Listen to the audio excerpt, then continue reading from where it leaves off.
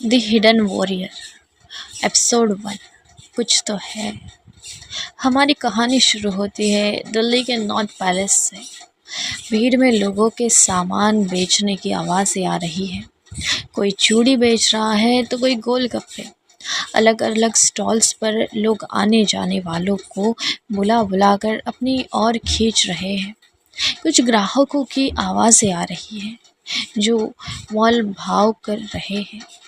ये दिल्ली के लोगों का आम दिन है जो किसी बाहर वाले को अफरा तफरी से काम नहीं लगेगा। ऐसा ही आम दिन है 24 वर्षीय शिवम के लिए। मासूम सा दिखने वाला शिवम और उसकी आवाज़ें उस अफरा तफरी को चीरते हुए अलग ही सुनाई दे रही थी। जैसे एक कोशिश थी उसकी आवाज़ में। एक फूड ट्रैक जिस पर लिखा है मृणाल के छोले कुलचे। उसके सामने खड़ा शिवम आवाज़ें लगा रहा है और लोगों को बुला रहा है। दिल्ली में नॉर्थ पैलेस आए और मृणाल के छोले कुलचे ना खाए तो जी क्या ही दिल्ली आए और क्या ही दिल्ली आए। उसकी आवाज़ लोगों को ध्यान तो खींच रही है लेकिन रोज़ की ही तरह उन लोगों को बटोर कर अपने खाने को चटकारे लेकर खाते हुए देखने की उसकी ख्वाहिश कुछ काम ही पूरी हो रही है। कुछ उसके ट्रैक तक आकर रेड्स पढ़कर लौट रहे हैं तो कुछ उसके सिर्फ एक प्लेट लेकर उसमें से पूरी परिवार का स्वाद निपटा रहे हैं। खैर, मायूस सा शिवम आवाज़ें लगाते हुए कब दोपहर से शाम कर बैठा उसे खुद ही पता नहीं चला। एक और दिन निकल गया और आज भी गले में कुछ काम ही नहीं की कमाई ही चमक रही है। पैसों को गिन कर अपनी जेब में डालते हुए उसने अपने हाथ काम करने वाले अमन पाजी को ट्रैक बंद कर आगे बढ़ाने को कहा। आज घर में शादी है तो थोड़ा जल्दी जाना है। पाजी ने हाँ में सिर हिलाया और जब तक वो बाकी सामान पैक करने में जुट गए शिवम फोल्डिंग कुर्सियाँ उठाने लगा। अपनी धुन में मग्न वो कुर्सियाँ बटोर ही रहा है कि उसे कुछ आभास हुआ। थोड़ा सकपका कर डरते हुए जैसे ही उसने नज़र उठाकर सामने देखा तो दूर खड़ा दो आदमी उसे दिखाई दिए जो उसे ही घूरे जा रहे थे। सूट बूट से लेस वो दोनों एक टक उसे ही देखे जा रहे हैं। शिवम ने नज़र घुमा कर इधर उधर देखा और वापस उन दोनों की तरफ देखा। उसके चेहरे से साफ था कि उसे समझ आ गया है आखिर मामला है क्या। पहले तो वो थोड़ा हड़बड़ाया और फिर जल्दी जल्दी में कुर्सियाँ ट्रैक के अंदर पटक के चाबी पाजी की तरफ फेंक कर फुर्ती में वहाँ से निकल गया। पहले तो तेज़ी से चलने लगा लेकिन फिर जैसे ही उसने नज़र घुमाकर देखा तो उसके होश उड़ गए। वो दोनों उसका पीछा कर रहे हैं। उसकी सांसें बढ़ गई और अब उसकी रफ्तार में और तेज़ी आने लगी। तेज़ हवा चलने लगी लेकिन उस हवा की ठंडक भी उसके गुस्से को कम करने में नाकाम है। हाँ, शिवम के हाव भाव से साफ है कि वो गुस्से में है। चलते हुए एक गली में मोड़ा, फिर दूसरी और तीसरी, ऐसा पता नहीं कितनी ही गलियां वो घुसते चला गया और वो उनसे दूर जाने की कोशिश कर रहा है लेकिन वो अतीत के साए मानो उसका पीछा ही नहीं छोड़ रहे हैं। चलते हुए उसने वापस पलटकर देखा उस आदमी में एक शायद वो जा चुके होंगे लेकिन एक पत्थर उसके पैर में ऐसा फंसा कि वो डगमगाया और वो मुंह के बल गिर पड़ा। बेतहाशा हालत में उसने उठने के लिए अपना हाथ ज़मीन पर कसा और जैसे ही उठकर खड़ा हुआ कि सामने से तेज़ रोशनी ने उसकी आंखें चकाचौंध कर दी। रोशनी से चुंधाई आँखों को बचाते हुए हाथ को हटाकर उसने सामान नज़र मारी। एक बड़ी सी बैटल कार को खड़ा पाया और उसके पाँव मानो जम से गए। उसके कानों के पास से बहती हुई सनसनाती हवा ने जैसे उसके रोम रोम को चौकना कर दिया। जिन अतीत के पन्नों को फाड़ कर वो कब का जलाकर राख कर चुका था, वो आज फिर उसके सामने खुलकर उड़ रहे थे। और फिर उस कार का दरवाज़ा खुला, जिसमें से एक आदमी निकलकर उसकी तरफ चल कर आया। जिस किस्से को पिछले 15 सालों से वो रोज़ थोड़ा थोड़ा कर भुला रहा था, वो आज उसके सामने उसकी आंखों में आंखें डाले खड़ा मुस्कुरा रहा है। शिवम उस आदमी को पहचानता था। शिवम के सामने खड़े 58 वर्षीय आदमी के चेहरे में और हाव भाव में ज़्यादा कोई बदलाव नहीं हुआ है। साल जैसे रुके हुए थे और आज फिर उसके सामने तांडव कर रहे हैं। काले लहंगा सूट पहना हुआ वो आदमी शिवम की ओर गौर से देखते हुए उसे कार की तरफ चलने का इशारा करता है। शिवम उसकी तरफ देखता है और मुड़कर जाने को हुआ कि वो दो आदमी भी जो उसका पीछा कर रहे थे उसके सामने आ खड़े हो गए। वो उन्हें मार गिराना चाहता था, लेकिन उसने अपना गुस्सा दबाया।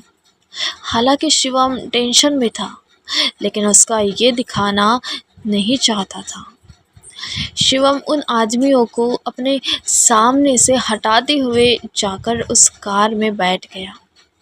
उस आदमी ने रहस्यमयी तरीके से बाकी दोनों आदमियों को कुछ इशारा किया और वो जाकर दूसरी कार में बैठ गए, जो उस बैटल के ठीक पीछे खड़ी है। उनके जाते ही उसने भी मुड़कर बैटल की तरफ देखा और स्टाइल में चलते हुए जाकर पीछे शिवम के पास बैठ गया।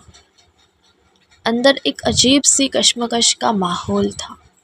शिवम ने उस आदमी से पूछा, आप लोगों ने मुझे ढूंढा कैसे? एक तीखी सी मुस्कान के साथ उस आदमी ने जवाब दिया, आपसे बेहतर कौन जानता है कि हम जिसे ढूंढना चाहें उसे पाताल लोक से भी खींच निकाले। फिर आप तो यहाँ दिल्ली में ही मिल गए। क्यों, सही कहा ना मैंने, मास्टर शिवम शाह? शिवम के चेहरे पर बेचैनी का माहौल छा गया। जैसे ही उसने तेज़ी से कह डाला, मेरा नाम शिवम शाह नहीं, शिवम गांधी है। हमें फ़र्क नहीं पड़ता, लेकिन हमें जो चाहिए वो तो आपसे ही मिलेगा। अब चाहे आप शाह रहे या गांधी बनकर घूमें। और मैं भी आपको कह चुका हूँ, अच्छे से समझा चुका हूँ कि जो आपको मुझसे चाहिए वो मैं आपको नहीं दे सकता। उस आदमी के चेहरे पर मायूसी साफ झलकने लगी। उसने एक गहरी सांस ली और शांत भाव से शिवम की तरफ देखा। तो मैं ये मान लूँ कि आप सच में सर, यानी अपने दादाजी का इनविटेशन ठुकरा रहे हैं? शिवम तुरंत दरवाजे की तरफ हाथ बढ़ाते हुए बोला, और जैसे ही दरवाज़ा खोलने को हुआ कि उस आदमी ने ड्राइवर को इशारा किया और दरवाजे ऑटोमेटिक लॉक हो गए। शिवम का कॉन्फिडेंस अब थोड़ा सा डगमगाने लगा और उसने हैरत से उस आदमी की तरफ देखा। आप मेरे साथ ज़बरदस्ती नहीं कर सकते? वो आदमी मुस्कुराया। आपकी रगों में शाह खानदान का खून दौड़ रहा है। वो शाह खानदान जो सिर्फ दिल्ली में नहीं, इंडिया में नहीं, बल्कि पूरे वर्ल्ड में मशहूर है।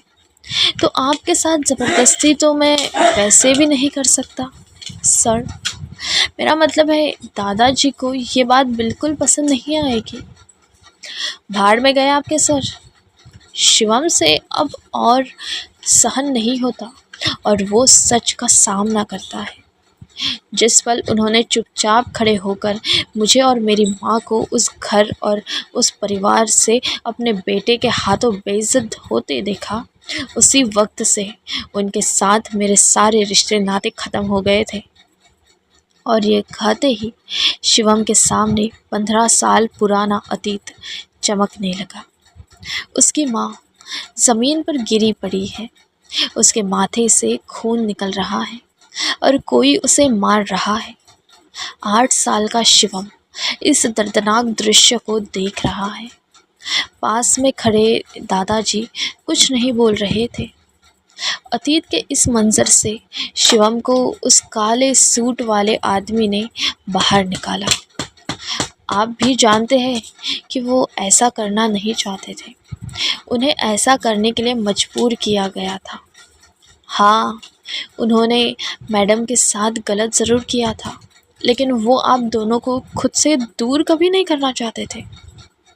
लेकिन शिवम पर उस आदमी की बातों का कोई असर होता तो दिखाई नहीं दे रहा था, बल्कि जितना वो कहता जा रहा है उतना ही शिवम का गुस्सा और ज़्यादा बढ़ता जा रहा है। 2 साल से दादाजी की तबीयत खराब है। उन्होंने ही कहा था कि हम आपको ढूंढ कर लाएं, किसी भी कीमत पर।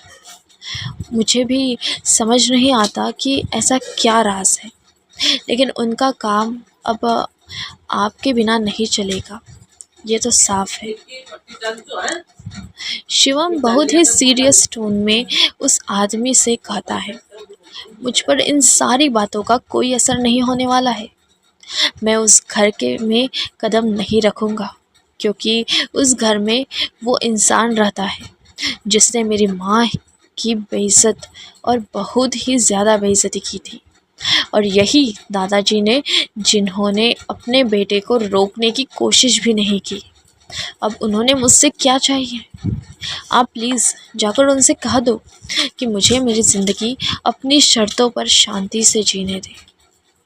शिवम, ये आप कैसी बातें कर रहे हैं? सोच कर देखिए, आप एक शाह होकर किसी परिवार से अपना नाता तोड़ना चाहते हैं और दूसरी तरफ इस परिवार का नाम, रुतबा, शान और शौकत देखकर इस दुनिया का हर छोटा बड़ा इंसान रिश्ता बनाना चाहता है। लेकिन वो उनके लिए मुमकिन नहीं है, क्योंकि उनके पास वो नहीं जो आपके पास है। इस वक्त और इस पीढ़ी में सिर्फ आप ही जिनमें साहस का खून है, इसलिए एक बार फिर से सोच लीजिए। शिवम के गुस्से का बांध टूट जाता है और वो कार की खिड़की के कांच पर गुस्से में मुक्का मारने शुरू कर देता है। वो आदमी समझ नहीं पाता कि शिवम इतना ज़िद्दी क्यों दिखा रहा है और उसका हाथ पकड़ता है। शीशे को कुछ नहीं होगा, लेकिन आपका हाथ ज़रूर ज़ख्मी हो जाएगा। दादाजी ने साफ कहा है कि हम आपको उन तक एकदम सही सलामत पहुंचाएं। शिवम को तो मानो जैसे काटो तो खून नहीं, वो उस आदमी की तरफ मुड़ता है और अपने गुस्से को पीकर कहता है, देखिए, मैं आखिरी बार कह रहा हूँ, 15 साल का वो दिन मैं कभी नहीं भूल सकता और मुझे नहीं लगता कि दादाजी, मेरा मतलब है सर, भी कभी भूल पाएंगे। और अगर वो भूलना चाहेंगे भी तो मैं उन्हें भूलना नहीं दूंगा। उस दिन सर के बेटे नहीं, मेरी माँ की बेइज्जती की थी, उनके स्वाभिमान को ठेस पहुँचाई थी, उनका भरोसा तोड़ा था, उनकी औकात 1-2 कौड़ी के इंसान से बदतर की थी। उस दिन मेरी माँ के साथ जो सलूक हुआ उस घर में, उन्हें जैसे सर के बेटे ने धक्के मार कर बाहर निकाला था। और क्या गलती थी उनकी? यही ना कि वो, कहते हुए शिवम अचानक से रुक गया। क्या हुआ था उस दिन? ऐसा क्या किया था शिवम की माँ ने जिसके कारण उन्हें शाह परिवार से उनके पति ने उन्हें धक्के मार कर बाहर निकाला गया? और फिर आज अचानक शिवम को लेने क्यों आए? शिवम उस दिन के ख्यालों में खोया ही था कि वो आदमी बोल पड़ा। इसका मतलब आपको उन फटीचर नारंग्स के यहाँ एक गरीबी वाली और ज़िल्लत भरी ज़िंदगी जीना मंज़ूर है, लेकिन शाह फैमिली में लौटना मंज़ूर नहीं। शिवम को जैसे नारंग फैमिली के उल्लेख पर कोई फ़र्क ही नहीं पड़ा और वो तपाक से बोल पड़ा। शाह परिवार को सिर्फ पैसा, दौलत और शोहरत से मतलब है। क्या तुम्हारे भी भेजे में ये नहीं घुस रहा कि ये बात पैसे और रुतबे की नहीं, इज्जत और स्वाभिमान की है। जिस घर में वो इंसान रहता है जिसने मेरी माँ की इज्जत नहीं की, मैं उस घर में कदम नहीं रखूँगा। जाकर बोल दो अपने सर से। कभी गुस्से से उसने दरवाज़ा पीटना शुरू कर दिया और कहा, दरवाज़ा खुलवाइए और मुझे जाने दीजिए। ये कहते ही शिवम मुड़ता है और कार के दरवाजे को एक ज़ोर का धक्का देता है, जिससे दरवाज़ा एकदम से खुल जाता है और वो हड़बड़ाता हुआ बाहर की तरफ ज़मीन पर जा गिरता है। गाड़ी रफ्तार में चल रही थी। शिवम रोड पर गुलाटियाँ खाते हुए पीछे की तरफ गिरते हुए पहुंचता है, लेकिन बेंचले के पीछे से अटका हुआ एक ट्रक शिवम की ओर तेज़ी से बढ़ रहा था। तभी ये देखते हुए काले सूट वाला आदमी अपने जेब से एक रिवॉल्वर निकालता है और ट्रक के टायर पर गोली चला देता है। गोली लगने के इम्पैक्ट से ट्रक अपना बैलेंस यूज़ कर सड़क के साइड पेमेंट पर चढ़ जाता है। शिवम की जान बच जाती है, लेकिन इससे पहले कि वो आदमी शिवम को वापस ज़बरदस्ती अंदर बैठाए, वो जैसे तैसे उठता है और बेतहाशा भागना शुरू कर देता है। शिवम के चेहरे पर सालों का दबाव हुआ गुस्सा साफ झलक रहा था। उसके दिमाग में हजारों ख्याल एक तूफान की तरह चल रहे थे। शिवम के कानों में उसके पिता की आवाज़ गूंजने लगी है, तुमने जो किया है उसकी भरपाई अब नहीं हो सकती। तुमने शाह परिवार के रुतबे पर कई सवाल खड़े कर दिए हैं। जो हरकत तुमने की है उसकी सिर्फ एक ही सज़ा है, तुम्हें ये घर छोड़ना होगा। एक 24 साल के लड़के ने अपनी पत्नी और शिवम की माँ से कहा। जवाब में शिवम की माँ ने भी कहा, चली तो मैं जाऊंगी, लेकिन सारा सच अभी भी ढका हुआ है। हिम्मत है तो पूरा सच बताओ। ये कहते ही उस लड़के ने उस लड़की को एक ज़ोरदार थप्पड़ रसीद कर दिया, जिसकी मार से वो नीचे गिर पड़ी और उसके माथे से खून निकलने लगा। शिवम अपने ख्यालों से बाहर आता है जब पास से गुजरती हुई एक कार की तेज़ रोशनी उसके चेहरे पर पड़ती है। वो पीछे मुड़कर देखता है और चौंक जाता है कि वो कार अब उसका पीछा कर रही है। शिवम ने वापस चलना शुरू किया और एक ही ख्याल उसके अंदर बार बार कौंध रहा है कि चाहे जो हो जाए, जिस दलदल से उसे सालों पहले बाहर निकालकर फेंका जा चुका था, उसी कीचड़ में अब वो कभी वापस लौट कर नहीं जा सकता। और लौट भी क्यों, क्योंकि वो जिस कारण से शिवम को वापस अपने पास बुलाना चाहते हैं वो उसके दिमाग में दूर दूर तक नहीं है। उसके दिमाग में तो कुछ और ही है जो वापस जाकर नहीं पूरा कर सकता। अचानक उसके चेहरे पर दर्द और बेबसी के भाव उजागर हो चले, जैसे ही उसके पीछे वो कार नहीं बल्कि एक भयानक और दिल दहला देने वाली याद थी, जिससे वो जितना हो सके दूर हो जाना चाहता है। एक कड़वी सी मुस्कुराहट उसके चेहरे को छू कर निकल जाती है और वो घृणा से कहता है, शाह फैमिली। मालूम तो था उसे कि ये लोग उसे एक न एक दिन ढूंढ ही लेंगे और उन्हें ढूंढना ही था, लेकिन इतने जल्दी ये उसने सपने में भी नहीं सोचा था।